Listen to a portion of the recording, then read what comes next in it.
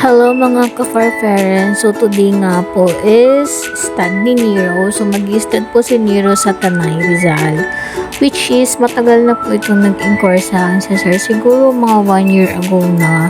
And then ngayon matutuloy na yung stud namin. So in-hit na po kasi yung female ni sir. Kaso lang po is hindi pa sure kung 9 days na or 8 days na siya. So may mga agreement kami ng mga ginawa. So, ayun po. So, nag-i-stud din po talaga kami. Pero si Nero lang po ang pinapastud talaga namin. Or, kami naman yung magpapastud sa ibang border collie, sa ibang breeder. So, it depends po sa namin.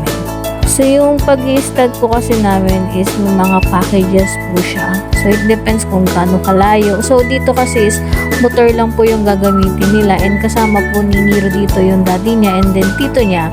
So, patanay po sila. So, nasa Binangon, Rizal na po kami ang location namin. Hindi na sila nakapag-video pero ito nga, dumating sila sa Tanay. Farm po kasi to. So, may farm to sir. Bali si female po kasi is farm dog siya. So, as you can see po is naka-video call kami dito. So, in-screen record ko lang para makita nyo yung female. So, dito mag-start na po yung session nila. So, nire-ready na po dito si female. And then, si aking male is, ayan, ready na siya. So, si Nero po kasi is hustler na siya pagdating sa pag-stud. So, alam na niya. So, ganyan po pag nag-i-stud. So, bali yung shooter po kasi is hindi po galing sa amin. Bali, galing po siya sa mismong nagpapastud. So, bali, galing po siya kay sir. Hindi ko na po papagutin yung mga names. So, kami po kasi may shooter po talaga kaming kinukuha. So, hindi po kami nagsushoot May shooter po talaga kami na sinasama kapag nag-i-stud po kami. Pero minsan kasi it depends on sa nagpapastud sa amin kung may shooter sila para less na din po yun sa babayaran nila. So, meron po mga ganong instances.